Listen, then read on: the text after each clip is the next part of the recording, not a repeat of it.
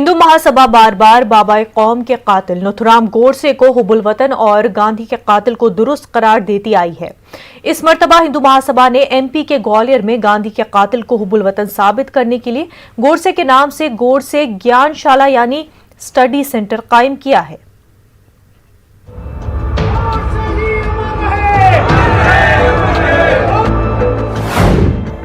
गांधी के कातिल को बताया हुब्बुल वतन। कातिल को हुब्बुल वतन साबित करने की एक और कोशिश। हिंदू महासभा ने गोडसे के नाम से बनाया स्टडी सेंटर। हिंदू महासभा ने एक मर्तबा फिर समाज में जहर घोलने का काम किया है। यही नहीं, हुब्बुल वतनी के नाम पर तशद्दुद को हौसला बख्शने की कोशिश की है। गांधी के दुश्मनों ने अब गांधी के कातिल को हुब्बुल वतन साबित करने के लिए नाथूराम गोडसे के नाम से ग्वालियर में ज्ञानशाला यानी स्टडी सेंटर कायम किया है। ये वही लोग हैं जो बाबाए कौम महात्मा गांधी के कत्ल को आज भी दुरुस्त करार देते हैं। भारत हिंदू महासभा ने देश की आज़ादी के लिए अपने बलिदान दिए, अनेकों क्रांतिकारी शहीदों का जत्थे दिए और कांग्रेस ने अपने चंद लालच के चक्कर में नेहरू और जिन्ना को प्रधानमंत्री बनाने के चक्कर में देश का विभाजन किया। हिंदू महासभा ने पुरजोर विरोध किया। गांधी के साथ जो है जिन्ना की भी जो है प्रतिकार होना चाहिए। हिंदू महासभा के मुताबिक इस स्टडी सेंटर में नाथूराम गोडसे की हुब्बुल वतनी के किस्से सुनाकर लोगों में हुब्बुल वतनी का जज्बा पैदा किया जाएगा। आज हम ये चाहते हैं कि कम से कम युवा पीढ़ी इस सत्यता को पहचाने, राष्ट्रवाद के प्रति लोग अपनी जागृति, अपनी जिम्मेदारी समझें। क्यों कि नाथूराम गोडसे जी और नारायण आप्टे जी ने जो जिनसे प्रेरणा ली थी, उसमें गुरु तेग बहादुर, गुरु गोविंद सिंह जी जिन्होंने राष्ट्र के लिए अपना बलिदान दिया, गुरु गोविंद सिंह जी के चारों बच्चों का वो शहीद हुए, छत्रपति शिवाजी महाराज, महाराणा प्रताप, डॉक्टर हेडगेवार जी, श्री श्यामा प्रसाद मुखर्जी जी, वीर सावरकर जी, महामना मदन मोहन मालवीय जी और स्वामी सदानंद जी, लाला लाजपत राय जी, इन जैसे महापुरुषों से उन्होंने प्रेरणा ली थी और प्रेरणा लेने के बाद जो है जी सारे संकल्प को अपने को पूरा किया। इसलिए हम ये चाहते हैं कि गोडसे ज्ञानशाला में सब राष्ट्रभक्तों का जो है उसमें समावेश हो, उनकी ज्ञान की बातें बताई जाएं। वाज़ेह है कि हिंदू महासभा ग्वालियर दफ्तर में हर साल गोडसे की मौत के दिन को बलिदान दिवस यानी यौम शहादत के तौर पर मनाती है। Bureau report, news 18 Urdu. Hindu Mahasabha ही नहीं बल्कि मध्य प्रदेश के प्रोटेम स्पीकर रामेश्वर शर्मा का भी मानना है कि मुल्क की तकसीम के लिए बाबाए कौम महात्मा गांधी ही जिम्मेदार थे। रामेश्वर शर्मा बीजेपी के रुकन असेंबली है। हालांकि आमतौर पर सियासी लीडर गांधी के ख्यालात पर मुतनाज़ा बयानबाजी से बचते नजर आते हैं, लेकिन रामेश्वर शर्मा को शायद पता है कि साध्वी प्रज्ञा की तरह मुतनाज़ा बयान देने के बाद बयान को बदला भी जा सकता है। नाम से गफलत होती है। दिग्विजय सिंह काम और व्यवहार से जिन्ना से ज्यादा खतरनाक है। पहले का जिन्ना ने देश विभाजन किया, 47 में बापू से भूल हुई और देश के 2 विभाजन हुए। वैसा ही विभाजन ये करना चाहता है।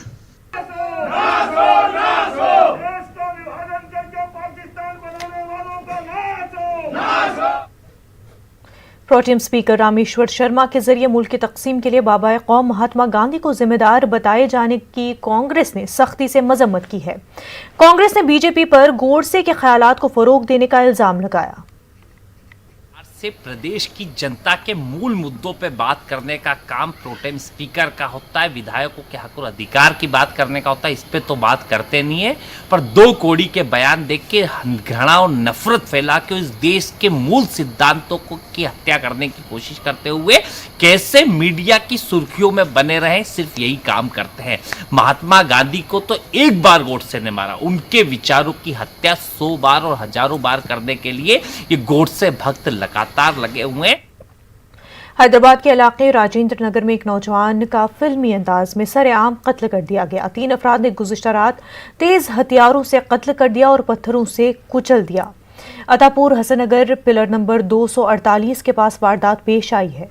सोशल मीडिया में वीडियो वायरल तेजी से हो गया है। महलूक की शिनाख्त MIM लीडर मोहम्मद खलील के तौर पर की गई है। खलील रॉयल स्टेट ताजिर और मनी लैंडर भी है। इतला मिलते ही पुलिस मौके पर पहुंची। लाश को पोस्टमार्टम के लिए उस्मानिया अस्पताल मुंतकिल कर दिया गया। डीसीपी शमसाबाद प्रकाश रेड्डी ने बताया कि पुलिस ने खलील के कत्ल के इल्जाम में 3 अफराद को गिरफ्तार कर लिया है। उन्होंने कत्ल की वजह रकमी लेन देन बताई है। डीसीपी ने कसूरवारों को जल्द से जल्द कड़ी सजा दिलाने की यकीन दहानी कराई। 248 pillar number HF convention hall के बगल में एक मर्डर हुआ था, जिसमें एक खलील बोल के, मोहम्मद खलील बोल के रियल एस्टेट काम और मनी लेंडिंग बिजनेस करते हैं मैं पहाड़ी में, उनका मर्डर हुआ था। ये तीनों ने मिलके मोहम्मद खलील को मर्डर किया था। ये शेख रशीद जो A1 है, वो गरीब नवाज होटल चला रहे हैं। वो खलील से 15-16 लाख लिया था। इंटरेस्ट मिला के 22 लाख 22 लाख देने के लिए पूरा वो पूछ रहा था खलील बार बार।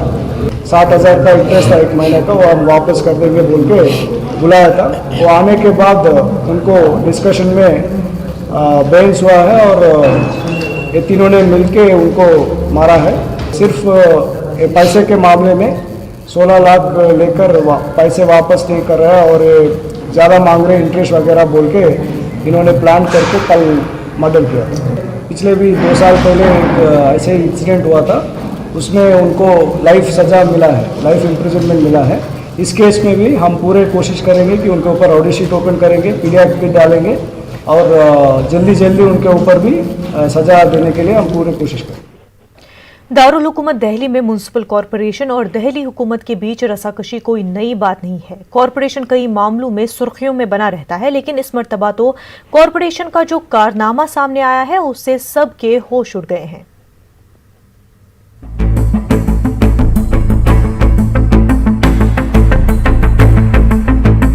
पुरानी दिल्ली की कॉरपोरेटर सीमा ताहिरा की जानिब से बर्थ सर्टिफिकेट को ऑनलाइन दाखिल करने का कैंप लगाया गया। उसमें एक अजीबोगरीब मामला सामने आया है। ऑनलाइन बर्थ सर्टिफिकेट के फॉर्म में मजहब के कॉलम में पहले से हिंदू लिखा गया है। तक हमारे पास 1500 फॉर्म आए और ये हमारा कई महीनों से कैंप चल रहा था। पिछले ज़माने में उर्दू के अंदर लिखे जाते थे बर्थ सर्टिफिकेट। हम यहाँ से उर्दू की लिस्ट बनाते हैं और वहाँ रिकॉर्ड रूम में भेजते हैं, उसको वहाँ पे ट्रांसफ़र करा के निकलवाते हैं।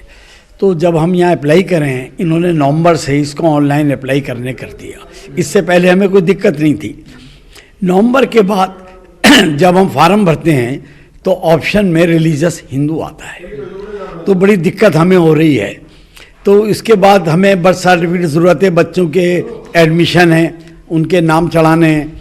तो हमने जिन निकाल के दिए हैं कुछ फार्म, बाकी हमने रोक दिए कि जब तक ये ऑप्शन ठीक नहीं होगा तब तक हम ये काम नहीं करेंगे। अप्लाई हमने कर दिया है। अपने बच्चे का नाम ठीक करवाना आया था बच्चे का। अब ये फॉर्म भरा जा रहा है। पहले तो परेशानी है, वहाँ जाओ यहाँ जाओ, बहुत परेशानी। पता लगी मैं मुझे कहाँ कैंप लगा हुआ है, हम यहाँ पर आए। अब यहाँ फॉर्म भरवा रहा है। यहाँ पे एक फॉर्म में लिखा हुआ है, इस पर अपनी बताओ जात बताओ क्या है, इसमें मांगा जा रहा है मदद बताओ। तो उसमें लिखा हुआ है हिंदू कॉलम, तो हम कैसे बनाएंगे, हम तो मुसलमान, हिंदू कैसे लिखवा देंगे उसमें। मुझे फिर ये अपने बच्चों के लिए मैंने मैनुअल से उसको ऑनलाइन कराना था, कराया। तो उसमें आप तो बर्थ सर्टिफिकेट जो है सब में चल रहा है, चाहिए, पासपोर्ट के लिए भी चाहिए, स्कूल के लिए भी चाहिए, सबके लिए चाहिए होगा वो, डेट ऑफ बर्थ के लिए। तो उसमें अब ये दिक्कतें तो यही आ रही है कि वो अब इसमें एक फॉर्म के अंदर जो है वो उन्होंने रीजन जो है हिंदू लिख दिया है, जो कि बिल्कुल बैन ही रहना चाहिए था। 6 नवंबर 2020 में तमाम बर्थ सर्टिफिकेट ऑनलाइन करने का ऑर्डर कॉरपोरेशन से जारी किया गया था। तभी से ये मसला बना हुआ है। सीमा ताहिरा इस मामले को कॉरपोरेशन में उठाने की बात कह रही हैं। जी, हमारे ऑफिस में ये 1200-3000 के करीब फॉर्म भर चुके हैं हम लोग। और जब ये दिक्कत आई तो मैंने फ़ौरन कमिश्नर साहब को फ़ोन किया और फिर मैंने MHO अशोक रावत जी को फ़ोन किया कि ये क्या प्रॉब्लम आ रही है और इसको फ़ौरन सॉल्व किया जाए। उन्होंने मुझे आश्वासन तो दिया है कि हम सॉल्व कर देंगे। अगर नहीं होता तो हम हाउस में हंगामा करेंगे और इस चीज़ के पीछे रहेंगे कि इसको हटाया जाए। इस पूरे मुद्दे पर नॉर्थ कॉरपोरेशन के मेयर जयप्रकाश का कहना है कि ये तकनीकी मसला है, ठीक कर लिया जाएगा, लिहाजा इस मामले पर सियासत नहीं होनी चाहिए। प्रमाण पत्र बनाने का जो ये विषय है जिसको हमने ऑनलाइन किया है, इसमें कहीं भी अगर वो तकनीकी खराबी के कारण से किसी के भी रिलीजियस को गलत आ रहा है तो उसको ठीक करने हमारी जिम्मेदारी है। मामला संज्ञान में आया, मैं संबंधित विभाग को बुलाऊंगा, बुलाकर का मामले को चेक कराएंगे। अगर ये किसी की इसमें कोई गलती नहीं है फिर तो ठीक होगा, और किसी ने इसमें गलती की है तो इस पर कार्रवाई होगी। तो किसी तकनीकी खराब कारण से भी हो सकता है। तो हर चीज़ में आरोप लगाना ठीक नहीं होता, उसकी गहराई में जाना ठीक होता है और जानकारी में डालना ठीक होता है। तो हमारे जो संबंधित जितने भी जो साथी हैं जिसने इस मामले को संज्ञान में लाए हैं वो पहले हमें बता देते समय रहते तो हम इसको डिपार्टमेंटली बुला करके ठीक करा देते। हालांकि बर्थ सर्टिफिकेट में मजहब का कॉलम नहीं होता है, लेकिन दिल्ली कॉरपोरेशन के जरिए मजहब का कॉलम शामिल करना और कॉलम में पहले ही से हिंदू लिख देना शक तो पैदा करता ही है। न्यूज़ 18 उर्दू के लिए दिल्ली से खुर्रम शहजाद की रिपोर्ट। कोरोना और बेरोजगारी का साफ असर 2021 के सफर हज पर पड़ता नजर आ रहा है। दिल्ली में गुज़िश्ता बरस के मुकाबले में 25% से भी कम हज फॉर्म दाखिल किए गए हैं। हज फॉर्म भरने की आखिरी तारीख 10 जनवरी कल खामोशी के साथ गुजर गई। अब तक दिल्ली में कुल 1276 अफराद ने हज के लिए फॉर्म दाखिल किए हैं। इस बार एप्लीकेशंस कम आई हैं, लगभग 1267 आई हैं, 1267 1267 के आसपास एप्लीकेशन आई हैं।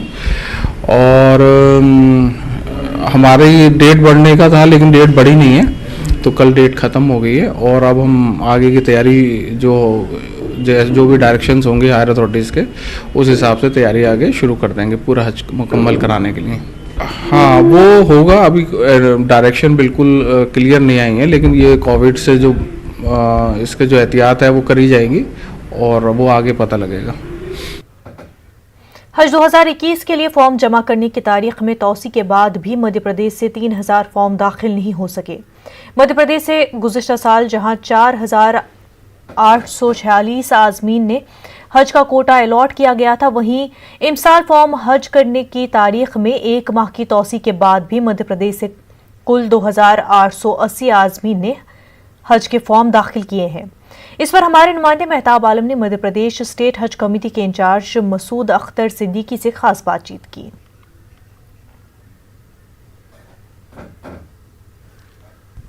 हज 2021 के लिए पहले 10 दिसंबर की तारीख मुकर्रर की गई, उसके बाद 1 महीने की तौसीह की गई।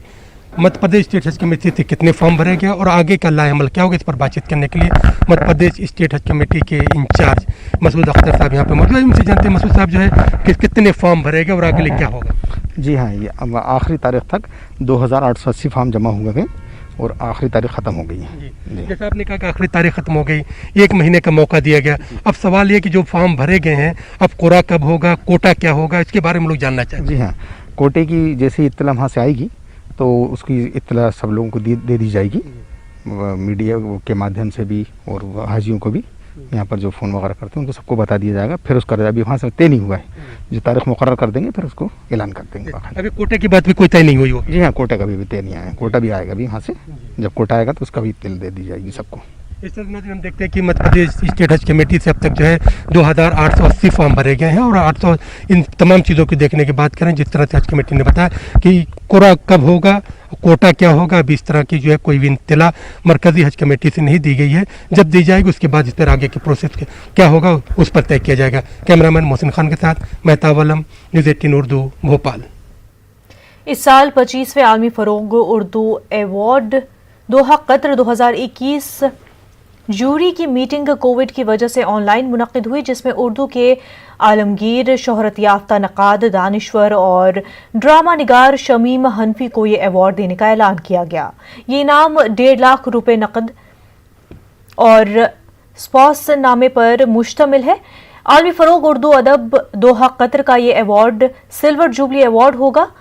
जूरी के चेयरमैन प्रोफेसर गोपीचंद नारंग ने इस अवार्ड का ऐलान किया। शमीम हनफी का शुमार अहद हाजिर के गिरा कद्र नक़ाद और दानिश्वरों में होता है।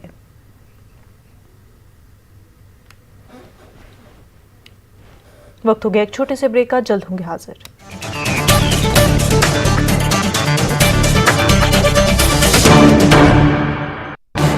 इस न्यूज हेडलाइंस के प्रायोजक पेट सफा आयुर्वेदिक चूर्ण।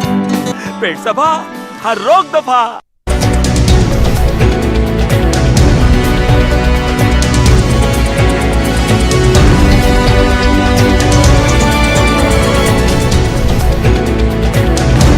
इस न्यूज हेडलाइंस के प्रायोजक पेट सफा आयुर्वेदिक चूर्ण।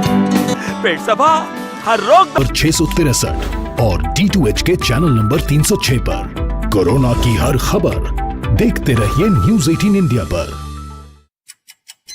5 बजे, 6 बजे, 7 बजे या 8 बजे, अलार्म आपको हर सुबह सिर्फ नींद से उठाता है, पर जगाता है क्या?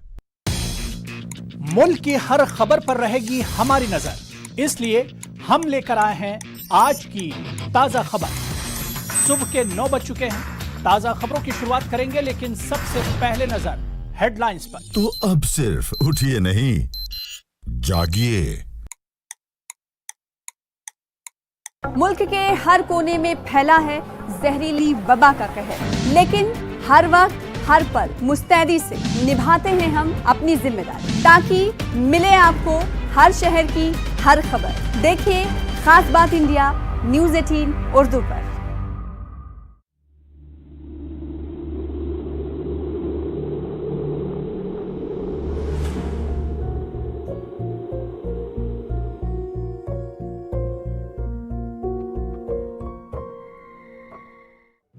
नेटवर्क 18 ला रहा है इस दौर की सबसे बड़ी खबर, कोरोना से सबसे बड़ी जंग। 1200 रिपोर्टर, 20 चैनल और 15 भाषाएं। हम बाहर निकलते हैं ताकि आप घर पर रह सकें। 55 करोड़ दर्शकों के भरोसे का शुक्रिया। नेटवर्क 18 ग्रुप, भारत का सबसे बड़ा मीडिया नेटवर्क।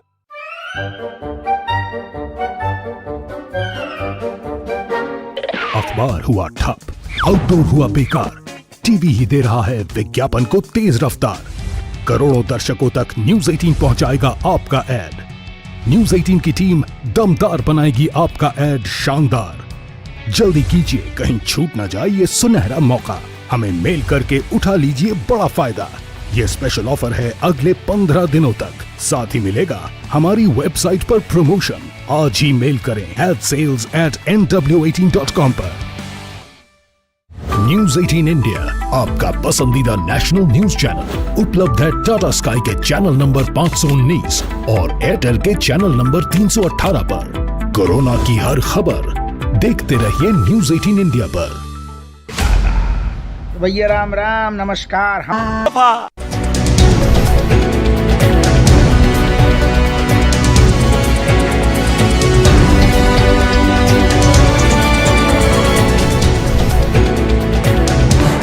इस न्यूज हेडलाइंस के प्रायोजक पेट सफा आयुर्वेदिक चूर्ण। पेट सफा, हर रोग दफा।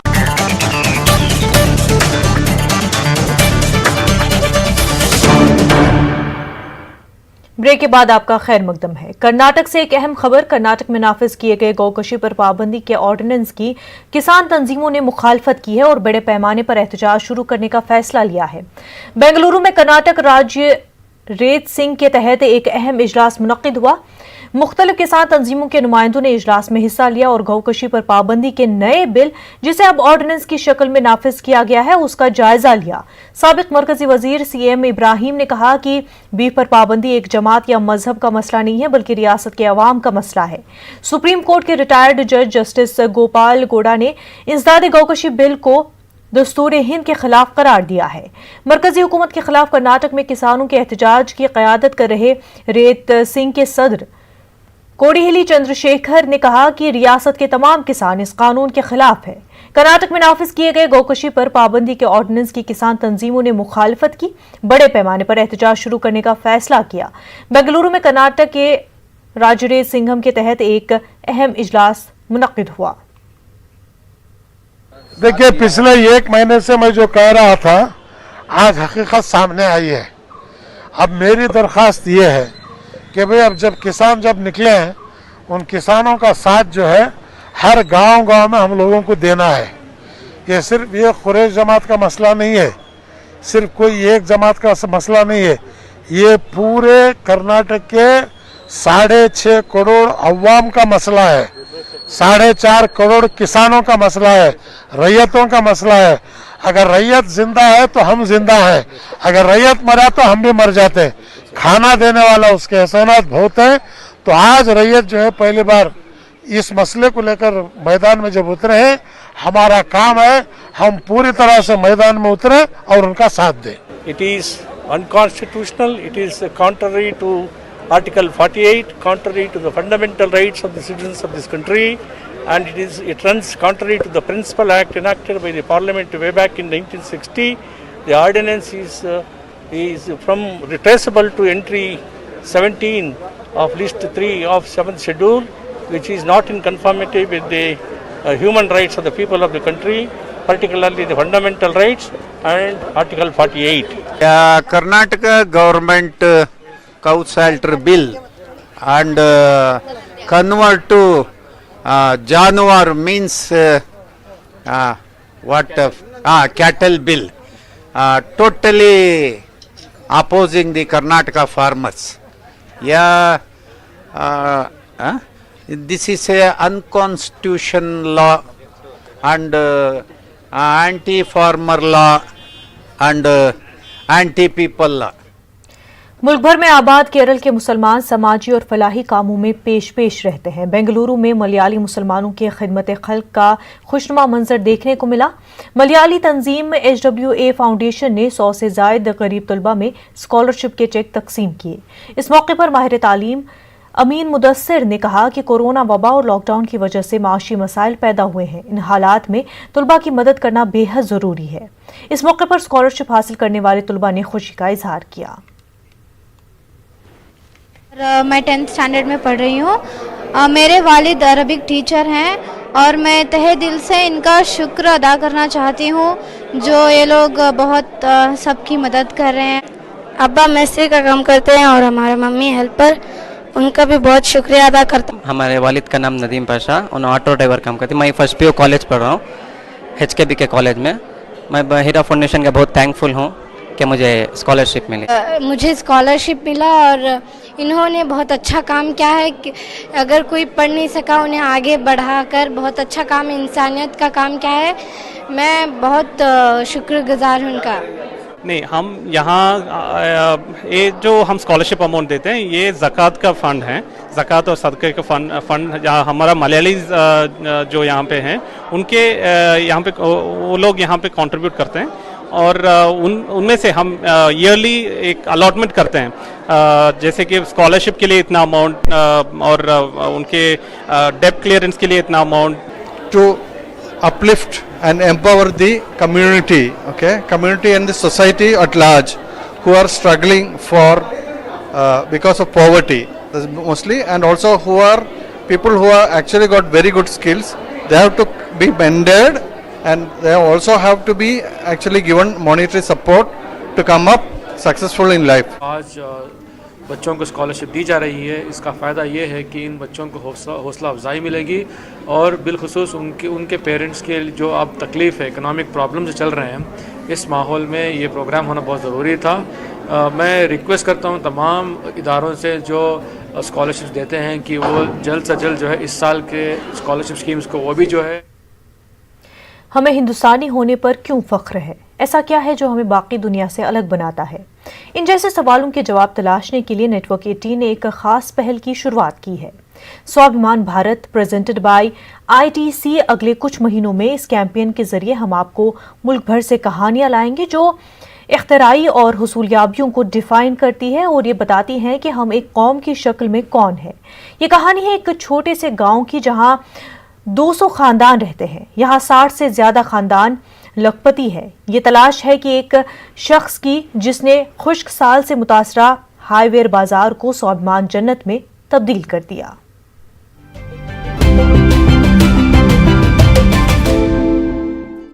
हेवरे बाजार महाराष्ट्र के एक गांव जिसे 1970 और 80 के दशक में सूखे ने तबाह कर दिया था, लेकिन आज 235 परिवारों में से 60 परिवार लखपति हैं और ये सब एक व्यक्ति के साथ शुरू हुआ जिसे 1990 में गांव से सरपंच चुनाव लड़ने के लिए चुना गया। पोपट राव ने जल संरक्षण के माध्यम से हेवरे बाजार की कृषि को बदल दिया और इस बदलाव के लिए वहां की मिट्टी के हिसाब से फसल उगाना काफी फायदेमंद साबित हुआ।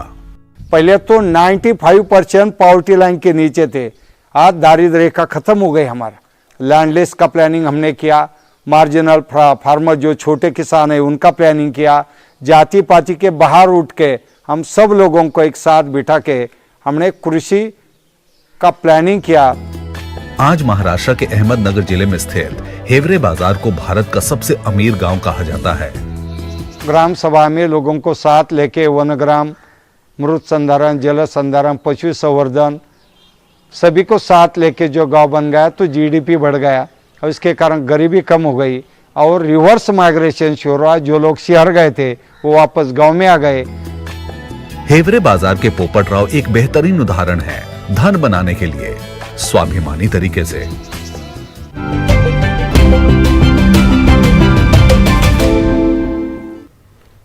भारत की ऐसी ही कामयाबी की और कहानियां देखने के लिए बने रहे नेटवर्क 18 की खास पहल आईटीसी प्रेजेंट्स स्वाभिमान भारत के साथ। आगे बढ़ते हैं। कोरोना वबा के दौरान बाहमी इमदाद और इन्हिसार का जज्बा मुस्तहकम हुआ है। मुल्क इस वबा से मुत्तहिद होकर मुकाबला कर रहा है। टीकाकारी के ऐलान के बाद हम बेहतर ताउन करें जिससे हम कोरोना को मात देकर आगे बढ़ सके। नेटवर्क 18 इस मुहिम में हर कदम पर आपके साथ रहेगा। जब तक सभी महफूज नहीं होते तब तक कोई भी महफूज नहीं होगा। इसी सोच की बुनियाद पर हमारी मुहिम संजीवनी का मकसद ये यकीनी बनाना है कि वैक्सीन पाना सभी हिंदुस्तानियों का हक है।